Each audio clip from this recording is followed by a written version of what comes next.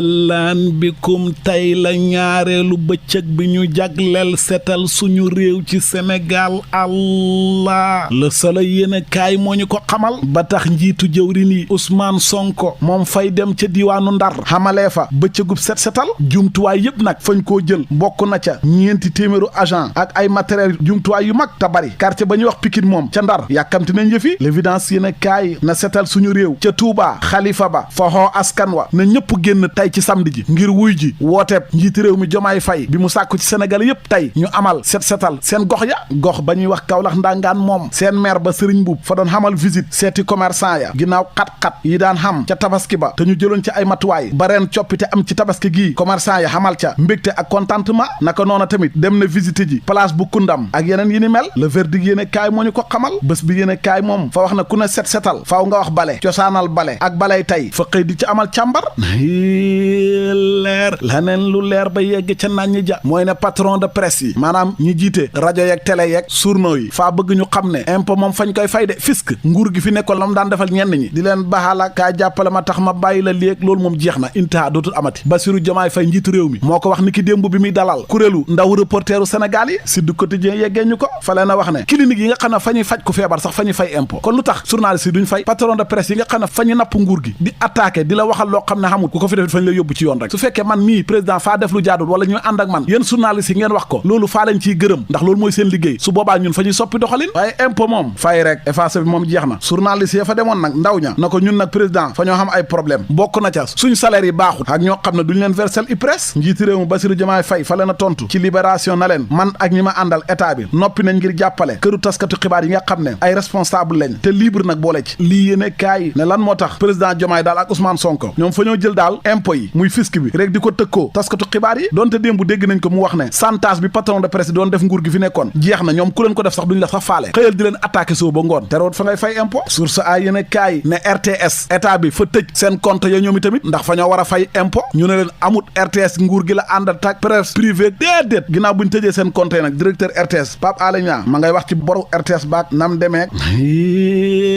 leer laneen lu leer ba yegg ca nañ ja mooy ne Fulbert Sambou sandarma bi nga xam ne fa ñoo waxoon ne fa faatu ginnaaw bu mu labee moromu sandarmam ya yam bokkaloon classe fa ñoo jóg taxaw weddi li ni mel di sàkku ci Jomaay ak Sonko ñu leeral andi enquête ci naka la Fulbert Sambou faatoo ak Didier Badji mu ñaar takk der yi nga xam ne ci jamono Macky lañ fi faatoo Babacar Diouf ne man faa ci joxoñ baaraamu tuuma njiitiram Macky Sall ndax moo jiitoon réew mi ak Sidiki Kaba jëruñ ji dénkoon soldat si ak général Moussa Fall ba ca Cheikh Wade fa leen na indexé ci affaire bi fa caa yokk ne faay sàkku tamit ci Jomaay ak Sonko ñu def mandat d'arrêt international Macky Sall fu mën a nekk ci àdduna bi ñu jàpp ko andi ko ngir àtte ko ndax ay mbir yu garaaw rek la def ci réew mi moom Macky Sall ak ñi ma àndaloon ay nit ñu rey ndax politique ak wàllu koom-koom ak ay tuuxi doona yu bari kàddoom yaa ngi ci info yéene kaay ca Vox Populi fa ñoo ñaawlu kàddu yi fi Ismaïla Madior Fall yëkkati naan amnistie bi mbiru Fulbert Sambou ak Didier Badji ci la bokk ne loolu fa garaaw moo tax lii fañ ko war a leeral Ababacar Mbodj bu ànd sàmm jikko yi ne man faay digal Jomaay ak Sonko loi amnistie bii nañ ko fi dindi neenal ko su ko defee ñu mën a atte ñi defoon ay tuuxi doona ci réew mi ray nit ba pare na dara du la ci fekk fañ lay baal ak ay amnistie loolu di Afrique caan ñun duñ ko nangu de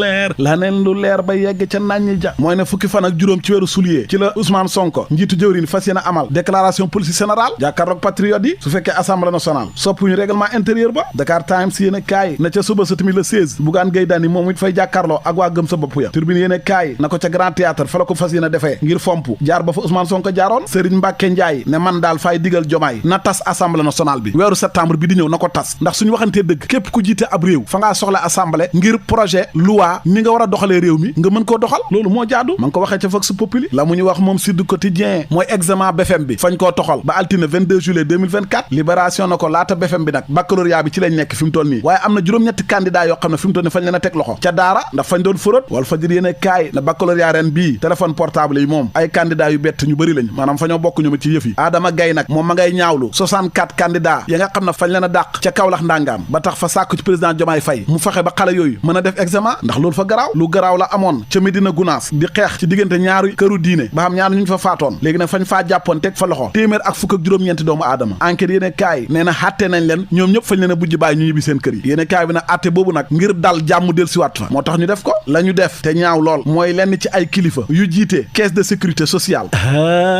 yaw seetal ñaari milliards yu manqué tuuti moom lañ fa sàcc détourné xaalis ba libération moo ñu ko xamal ba tax ñaari ponkal cadre yu doon liggéeyee ca caisse de sécurité sociale fañ leen a teg loxo tàggat yaram jubal jubbanti bi président Diomaye xoote gars yi fañ ko bëgg a amal ci wàllu football bi de CAN 2025 bii ay vol spéciaux da la gars yi soxla ngir gaynde yi stade yéene kaay moo ñu ko xamal ba tey yéene kaay bi fa ñoo xamal na euro 2024 Espagne fa mbuqi Allemagne kon Allemagne fori na new ñoom ñu organiser toog nañ 2-1 lañ ko mbuqi France tamit fa mbuqi Portugal ci série penalty bu la Espagne jàppee nga dee de bu lay leer rek muy sa jàmm ñi xamut jàmm nag ca diiwaanu Bambey mooy soxna ya nga xam ne fa ñoo wannu lor ña ca gën a bëri ñaareel fa ñuy génn àdduna faatu bu ñuy mucc li ko waral mooy Bambey bolog bu ñu opéré jigéen ña sax amut fa ay jafe-jafe lañ am ci wàllu wér-gi-yaram si du quotidien moo ñu ko xamal GP yéen kaay moom fa xëy di ñu xamal na jamono ji jamonoy tàngoor la léegi soxna yi nag fa ñoo génne ay feem yu bees ngir mën a bégal seen alaaji yi bu guddi jotee ci yére ya ñuy sol maanaam mécanicien ya ñuy def ca néeg ba daal ay nuisette ak seeru nocc ak kat gu neex ga ñuy xeñ ak lépp ngir bégal sa alaaji